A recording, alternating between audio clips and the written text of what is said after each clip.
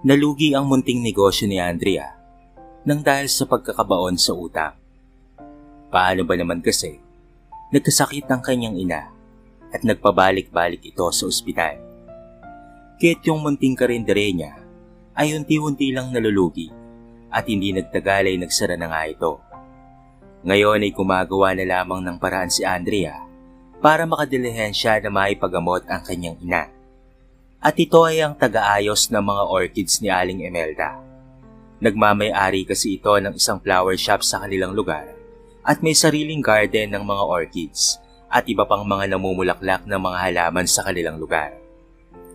Kumikita rito si Andrea ng 350 kada araw.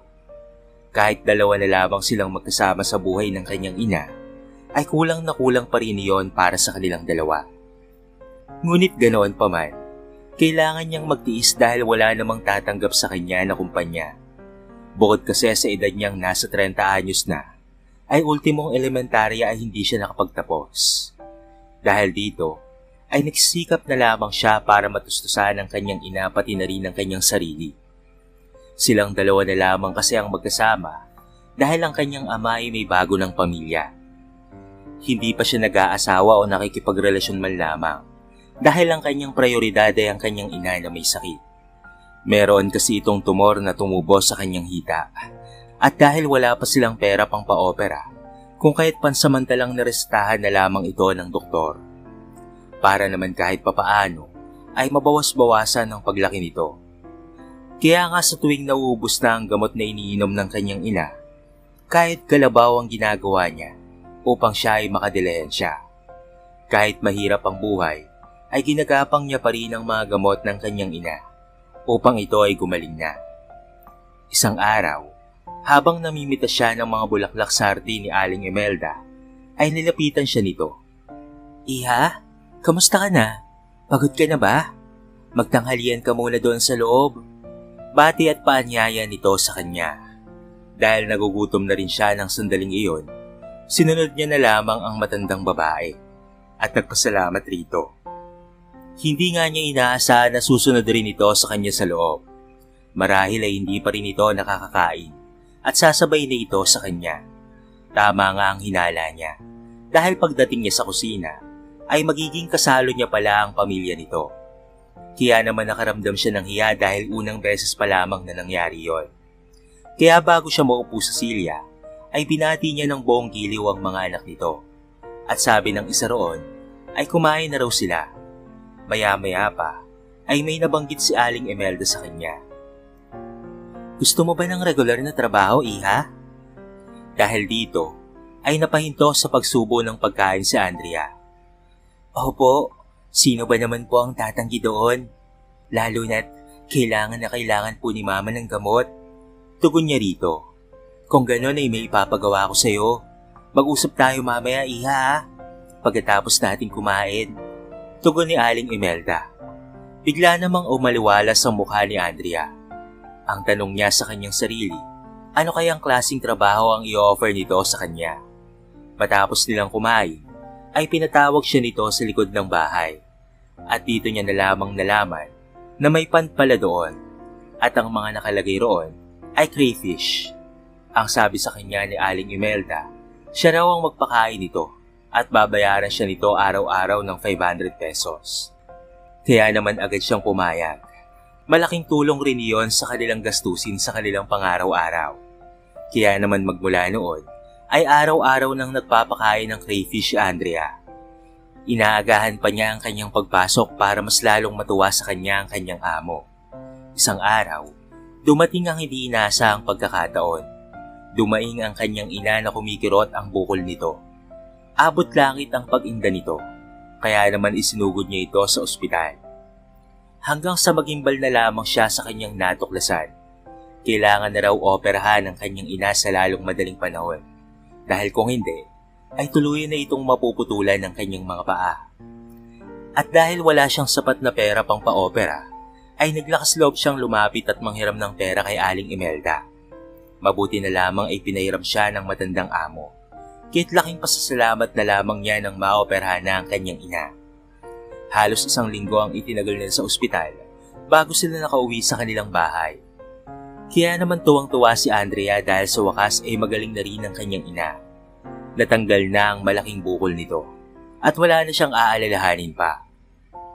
Magmula nga noon ay nagtatrabaho na lamang siya para sa pang-araw-araw nilang pangangailangan dahil unti-unti ay nababayaran na niya ang inutang niyang pera sa pagpapa-opera sa kanyang ina na si Aling Imelda.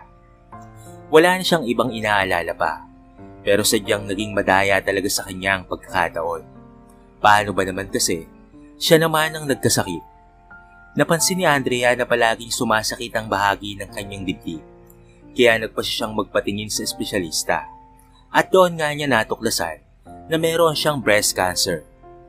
Kaya sa tuwing siya ay mag-isa sa kwarto, ay iyak na lamang siya ng iyak. Nangangamba siya na baka hindi na magtagal ang kanyang buhay. Pero sa kabila ng kanyang sobrang takot, hindi niya ito nabanggit sa kanyang ina. Ayaw niya itong mag-alala lalo't hindi pa naman ito lubos na magaling sa kanyang opera. Sa kabila ng kanyang kalagayan ay nagpatuloy pa rin siya sa kanyang trabaho.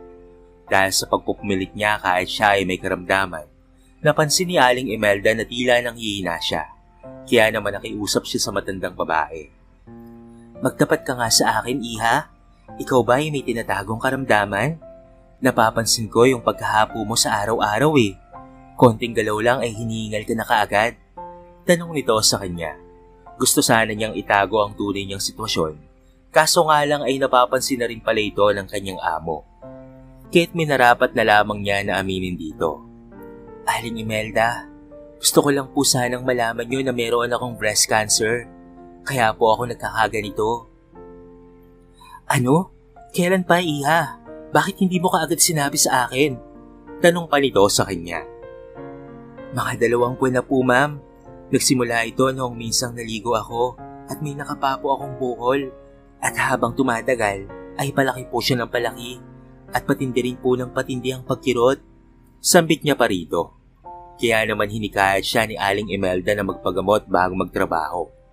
At nang magtatangka siyang tumanggi, gawa ng wala siyang sapat na pera, ay sinabihan siya ng matandang babae na wag nang isipin niyon dahil sasagutin nito ang lahat ng gasto sa kanyang pagpapagamot. Napahiyak na lamang sa tuwa si Andrea dahil sa kabutihang iyon ng kanyang amo. Kaya naman pansamantalang tumigil ang dalaga sa pagtatrabaho habang ito ay nagpapagamot.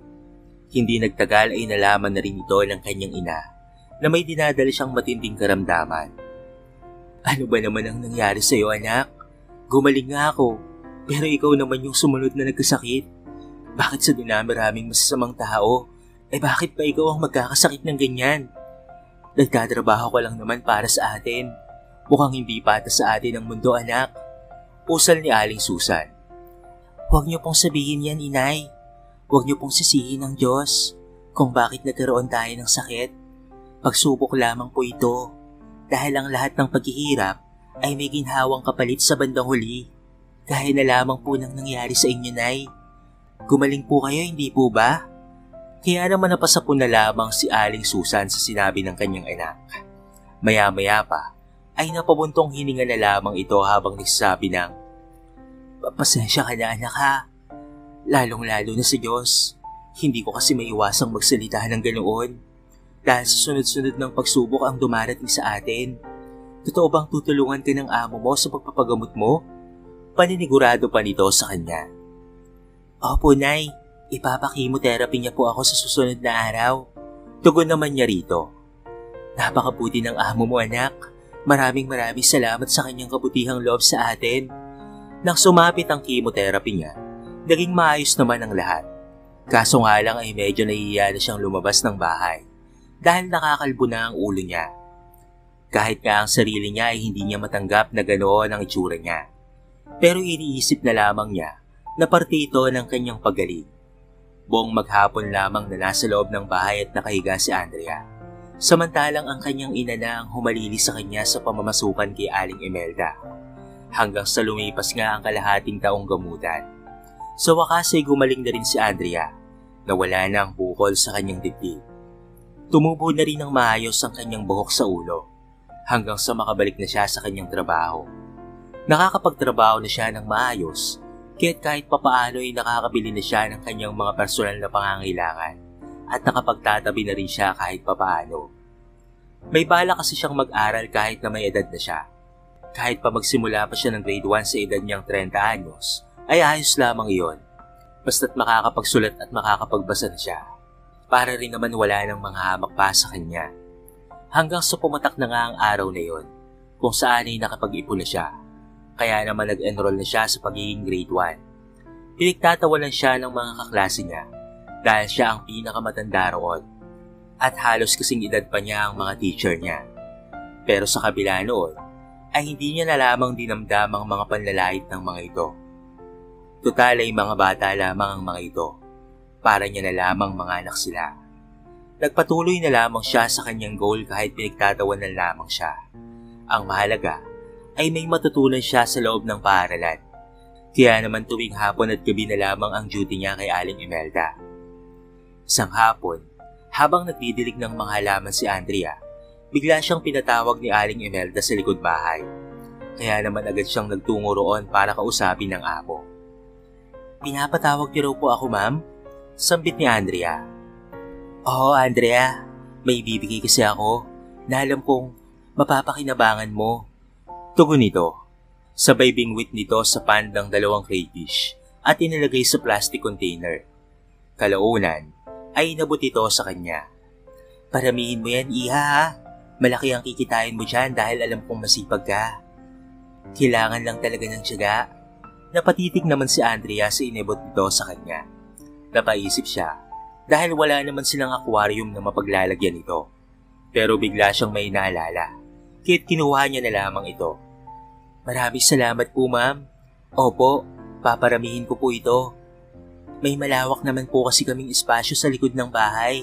Gagawa na lamang po ako roon ng pan." Tugon naman niya rito habang nakangiti. "At kapag nakarami ka na, ibenta mo yan sa mga may restaurant. Tiyak na marami ang bibili sa'yo dahil yan pa naman ang paboritong kainin ng mga customer. Kaya good luck sa pagpaparami ha, at isa puso mo na lamang ang iyong ginagawa." Dahil dito ay napangiti na lamang si Andrea at muling nagpasalamat sa matandang amo. Kahit mula nito ay gumawa na siya ng pan para sa pagpaparami ng crayfish. Pansamantala niya na lamang munang nilagay sa container habang ginagawa niya pa ang pan. Nang matapos na, ay sa kanya na lamang ito inilagay sa pan.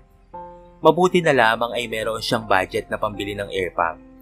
Kaya't mas nakakahinga ng mainam ang mga crayfish niya. Nilagyan niya na lamang ng trapal para hindi gaanong mainitan. At kung ulan man, ay hindi naaapaw ang tubig na magiging sanhi ng pagkawala ng kanyang mga alaga. Nagpatuloy lang sa pag-aalaga ng isda itong si Andrea hanggang sa lumipas ang 1 taon ay nakarami na siya nito. Kaya naman kahit paunti-unti ay nakabenta na rin siya. 1 peraso nito ay 500 piso. Minsan ay meron pang pumapakyaw nito sa kanya. Pero tinitira niya ang magkapares para meron pa rin siyang mabibreed. Ngunit sa kabila ng unti-unting pagtatagumpay ni Andrea sa kanyang buhay, dumarating talaga ang isang pagsubok na susukat sa kanyang katatagan para magpatuloy sa pag-aaral. Paano ba naman kasi, pati teacher ay binubuli siya. Nangyari ito nang minsan siyang malate sa klase. Bilang parusa, ay pinasayaw siya nito sa harapan.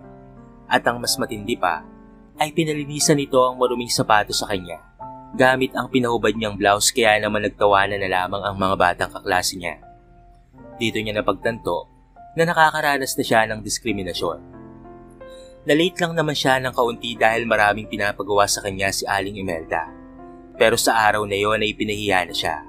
Dito niya na ilabas ang sama ng loob niya na kinikimkim niya magmula pa ng first day pa lamang niya sa klase. "Mama, walang galang na po. Teacher po kayo, hindi ba? Dapat ang disiplina ay nanggagaling mismo sa inyo. Pero ang lumalabas, kayo pa po ang pasimuno. Unang araw ko pa lamang sa eskwelahan na ito, ay ganyan na yung trato niyo sa akin. Ginagawa mo akong katatawanan sa harapan ng mga bata. Hindi na po ito tama. Saka ngayon lang naman po ako na late. Dapat ay dinaan niyo na lamang po ako sa tamang pakiusap." Dahil sa kanyang sinabi, ay natawa ang kanyang guro. At sumasagot pa itong matandang grade 1 na ito. "Hoy, matanda ka na. Bakit ko pa idadaan sa pakiusap? At sino ka ba ha? Bakit ang taas ng tingin mo sa sarili mo? Utusan ka lang naman. Dahil sa pagsagot-sagot mo na yun sa akin, ay babagsak kitang matanda ka. Umupo ka na ron." Utos pa nito sa kanya habang siya ay dinuduro-duro. Pero sa halip na maupo si Andrea, ay bigla niya itong nilapitan at sinampal. Hindi porket teacher ka, ay lalait-laitin mo na yung estudyante mong wala namang ginagawang masama sa'yo. Paano na lang kung makahanap ka ng katapat na gaya ko, hindi ba? Total ay nilubos-lubos mo na ang panghahamak sa akin dahil ibabagsak mo pa ako, ay lulubos-lubusin ko na rin ito. Sabay tulak niya sa guro. Alam ni Andrea na malaking kapangasan ang ginawa niya dahil guro ang kanyang nakaaway. Dahil dito ay dali-dali niyang dinampot ang kanyang uniforme na pinanglinis niya kanina sa sapatos nito. At dali-dali na rin siyang lumabas sa silid-aralan. Noong magtangka siyang lumabas ng gate sa eskwelahan na iyon, ay hinarang siya ng gwardiya pero mabilis niya itong itinulak. At nang matumba na nga ito, ay agad na siyang lumabas. Nagtuloy-tuloy siya sa paglalakad. At nang mapansin ng kanyang ina na parang hindi maganda ang ayos niya, ay nausisa siya nito. Hindi pa naman tapos yung klase mo anak ha. Bakit ang aga mo atang umuwi ngayon? Teka, bakit ganyan ang ayos mo anak? Ano bang nangyari sa'yo? Tanong nito sa kanya. Napailing na lamang si Andrea habang nagsasabi ng, kasi nay, kanina noong nalita ko sa klase, ay pinarusahan ako ng teacher ko. Pinagsayaw niyo po ako sa harapan ng mga bata at pinapupunas po ang uniforme ko sa sapatos niya. Doon ko napagtanto bigla na nagmamalabis na siya sa pagiging guro niya. Kaya nasagot ko po siya at dahil sa sinabi ko ay nagbanta pa siya na ibabagsak ako. At doon po ako nawalan ng kontrol. Nasampal ko po yung teacher na yon. Kaya't napagpasyahan ko na lamang pong umuwi. Kwento ni Andrea. At dahil sa narinig, ay bigla tuloy nagkaroon ng problema si Aling Susan. Ano ba yung pinasok mo anak? Napakalaking gulo ng ginawa mo. Dapat kasi dinadagdagan mo na lamang yung pasensya mo sa mga ganong klaseng tao. Huwag kayong mag-alala, Nay. Kung kakasuhan man po ako ng teacher na yon, ipapaliwanag ko na lamang po sa presinto. Tugon naman ni Andrea, kaya naman napabuntong hininga na lamang ang kanyang ina. Makaraan ng ilang sandali, ay dumating na nga ang kanilang hinihintay. Agad na dinakip ng mga pulis si Andrea at matiwasay naman siyang sumama rito. Ipinaliwanag niya ang kanyang rason sa mga kapulisan. Pero hindi yun pinakinggan dahil ayon sa mga ito, grabe raw yung ginawa niyang iskandalo. Nanakit siya ng isang guro at nakita pa yon ng mga bata. At pati ba naman yung gwardiya ay sinaktan rin niya. Kaya naman naging patong-patong na ang kanyang kaso. At dahil wala siyang pampiyansa, ay nakulong siya sa bilangguan. Kaya naman sisingsisi siya kung bakit kasi pinatulan pa niya ang teacher na yon. Pero wala na siyang magagawa pa. Dahil ito ay nangyari na. Kaya't ang ginawa niya na lamang ay tinanggap niya ang naging kaparusahan. Nakulong siya ng ilang buwan. Mabuti na lamang ay naawa sa kanya si Aling Imelda. Nagpiyansa ito ng malaki-laki, kaya naman nakalaya na siya. Ito na rin ang nagpaaral sa kanya at pina-enroll siya sa ibang paaralan upang hindi na siya pag-initan pa ng nakaaway niyang guro. Maraming salamat po Ma'am Imelda. Kung hindi po dahil sa inyo ay nakakulong pa rin po ako hanggang sa ngayon at baka doon na ako bawian ng buhay. Wika ni Andrea. Dahil sobrang init at maraming matatapang nakakosa roon. Ilang beses na nga po akong napaaway roon eh. Ayaw ko namang po magpapuli dahil kapag ginawa ko yun, hindi sila titigil sa panghahamak sa akin. Sambit ni Andrea habang nilalagyan ng pataba ang mga orchids. Wala kang dapat na ipagpasalamat sa akin, Iha. Kung kanino ka man dapat na magpasalamat, ay sa nanay mo. Siya kasi ang nagmakaawa sa akin na piyansahan kita. Kaya naman ginawa ko lang ang nararapat para sa'yo. Dahil alam kong hindi naman gaanong kalakihan ang kasalanan mo. Sabit pa ng matanda. Nagpasalamat nga po ako kay nanay, ma'am. Salamat rin po pala dahil habang nakakulong ako, ay binigyan niyo po ng trabaho ang nanay ko. Naku, wala yun, Iha. Tulong ko lang yun sa kanya. Siya nga pala. Kamusta na yung pag-aaral mo sa bagong eskwela na pinapasukan mo? May mga bully pa ba nakaklase? O hindi kaya mga teacher? Tanong nito sa kanya. Napailing naman si Andrea habang nagsasabi ng, sa 2 linggo ko po na pagpasok sa school na yon, ay wala naman po akong naging masamang karanasan. At sa halip ay sinusuportahan ako ng mga bata at guro sa aking pag-aaral. Dahil sa kabila raw ng edad kong ito, ay pinipili ko pa rin daw pong matuto. Pinapatunayan ko raw na hindi pa huli ang lahat, basta't porsigido lamang. Dahil sa kabaitan nila, ay sinisipagan ako lalo na mag-aral. Dahil sa narinig, ay napangiti na lamang si Aling Imelda habang nagsasabi ng, "Sabi ko naman sa'yo maganda yung napili kong eskwelahan para sa'yo. Masaya ako para sa'yo, iha." Mula nang makalaya si Andrea, ay pinangako niya sa kanyang sarili na hindi na siya gagawa pa ng ikasasadlak niya sa kulungan. Ayaw niya ulit na masayang ang oras dahil lamang sa pagkakakulong niya.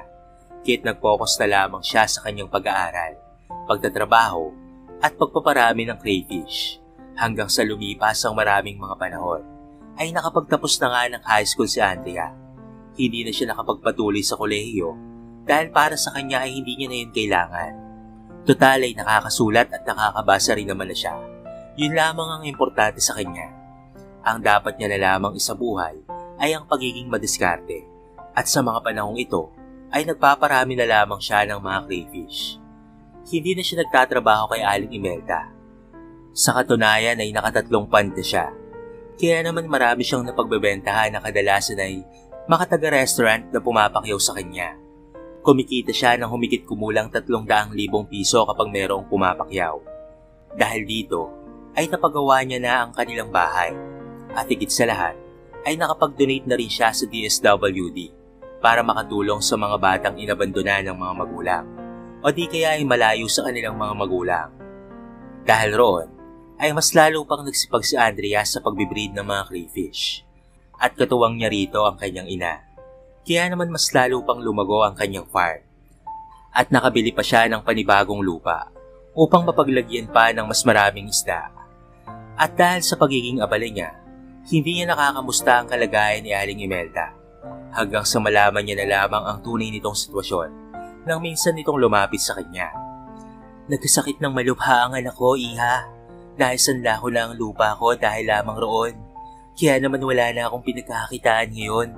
Konti na lamang rin ang alaga akong crayfish dahil hindi ko sila naaalagaan ng maayos. Dahil maghapon akong nakabantay sa anak ko.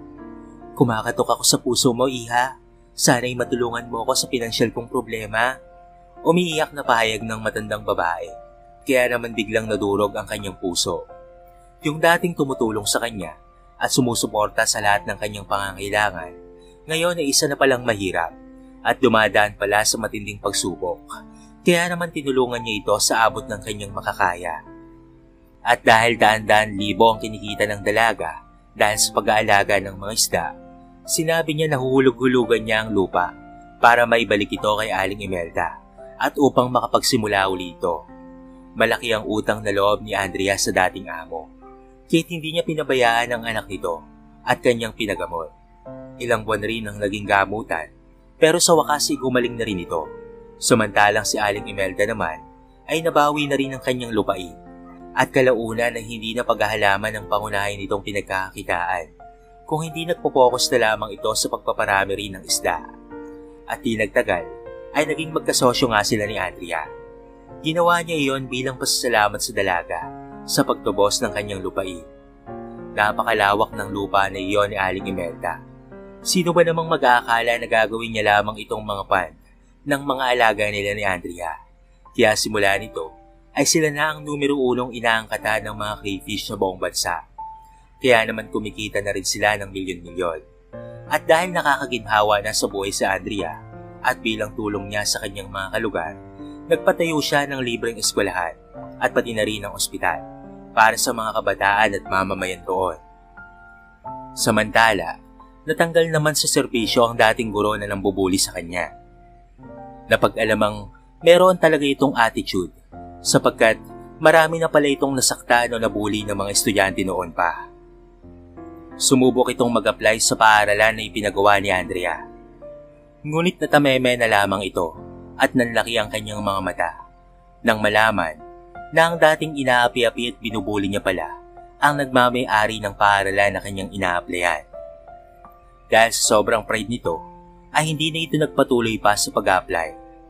Wala na ni isang kumpanyang tumatanggap rito at sa lahat ng paaralan ay ibinan na talaga ito. Meron kasi itong sinaktan na isang estudyante at kitang-kita iyon sa CCTV camera. Ngunit mapalad pa rin siya sapagkat hindi naman siya kinasuhan ng mga magulang nito. Ang naging karamangalang talaga niya ay kahit anong pilit niya ay wala talagang tumatanggap sa kanya na kahit na anong trabaho. Sa kwentong ito ay marami tayong mapupulot na aral. Isa na nga riyan na sa kahit na anong sitwasyon ng ating buhay ay magpatuloy pa rin tayo at huwag mawala ng pag-asa. Napag-iwanan ka man, pero hindi pa huli ang lahat para sa iyo.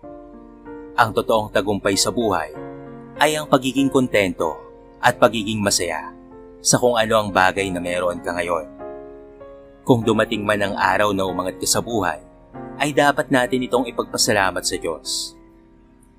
Kayo mga kabarangay, anong aral ang napulot nyo sa ating kwento sa araw na ito? I-comment nyo naman sa baba at babasahin ko ang lahat ng yan. Hanggang sa muli mga kabarangay. Thank you so much and peace out.